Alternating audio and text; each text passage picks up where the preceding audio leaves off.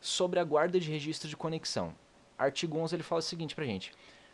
Na provisão, ou seja, do provedor, no prover da conexão de internet, cabe ao administrador do sistema autônomo o dever de manter os registros de conexão sob sigilo em ambiente controlado e de segurança, pelo prazo de 1 ano, nos termos do regulamento. Ou seja, ele está falando de manter sobre 1 ano, o provedor de internet vai ser obrigado a manter registrado quando tu acessou a internet, por quanto tempo tu acessou e com que computador, ou seja, endereço IP, tu acessou a internet. Inciso segundo, a autoridade policial vai poder requerer, policial ou administrativa vai poder requerer cautelarmente, ou seja, cautelarmente o cidadão não precisa ter feito crime nenhum. Medida cautelar.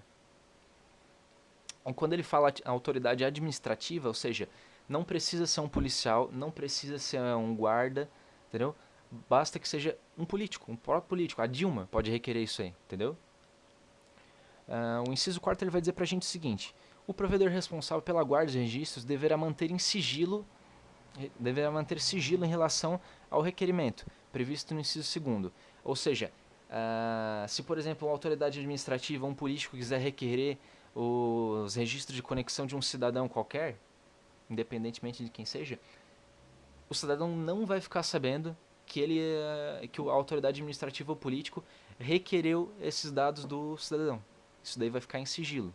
Se baixa uma autoridade administrativa, um político aponta que determinado conteúdo desagrada ou é infringente no entender dele, por ordem judicial, ou seja, por liminar de justiça, ele pode simplesmente ir lá e requerer a retirada daquele conteúdo da internet, ou seja, censura. O artigo 16 ele vai dizer o seguinte: sempre que tiver informações de contrato do usuário diretamente responsável pelo conteúdo a que se refere ao artigo 15, caberá ao provedor de aplicação de internet informar-lhe sobre o cumprimento da ordem judicial. Ou seja, o processo, pelo que a gente viu até agora, o processo vai funcionar da seguinte forma: a autoridade administrativa ou policial, ou seja, o policial civil, federal, etc., ou o político, o deputado federal, estadual, etc., vai requerer, mediante a ordem judicial, liminar judicial, com um juiz qualquer, que pode muito bem ser um companheiro dele, né? Um juiz lá já comprado que já conhece, a suspensão ali de um site da internet ou requerer o acesso ao histórico de internet de alguém, ok?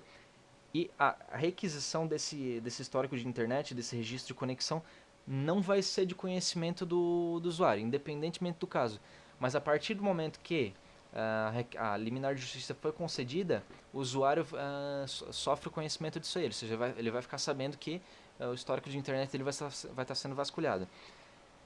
Se não for requisitado o segredo de justiça, como a gente vai ver agora em seguida. Vai pedir para requerer o teu histórico de internet para vasculhar na tua vida, tu não vai ficar sabendo disso, e depois que já estiver vasculhando, tu ainda vai continuar não sabendo, se requerendo esse segredo de justiça. Sobre o pretexto, é claro, né, de preservar a intimidade do usuário, que na verdade vai estar sendo aviltada, né, porque eles vão estar investigando a tua vida. E por último, a gente tem o seguinte, da atuação do poder público. Aqui mora o perigo também, porque é o seguinte, ele vai dizer no artigo 19 pra gente: constituem diretrizes para a atuação da União, dos Estados, do Distrito Federal, dos municípios no desenvolvimento da internet, ou seja, são determinações para a internet no Brasil. O item primeiro desse artigo aqui vai dizer pra gente o seguinte: estabelecimento de mecanismos de governança transparentes, colaborativos, democráticos, etc., com participação de vários setores da sociedade. Ou seja, quando ele fala estabelecimento de mecanismos de governança, ele está falando de órgãos. Ele está falando que vai ter que ser criado organismos para cuidar da internet. Na verdade, eu nem precisaria estar perdendo tempo aqui explicando como que essa lei aqui é perigosa para a democracia, como que ela interfere na liberdade do cidadão, como é que ela cerceia as liberdades democráticas.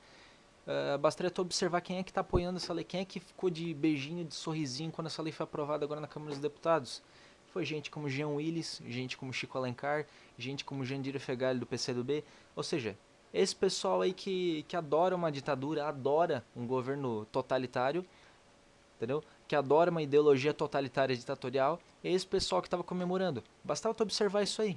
O PCdoB, por exemplo, que estava incentivando essa legislação aí, é o partido que recentemente tinha enviado uma carta de apoio ao ditador da Coreia do Norte. Aquele paizinho comunista lá, que até campo de concentração tem, entendeu?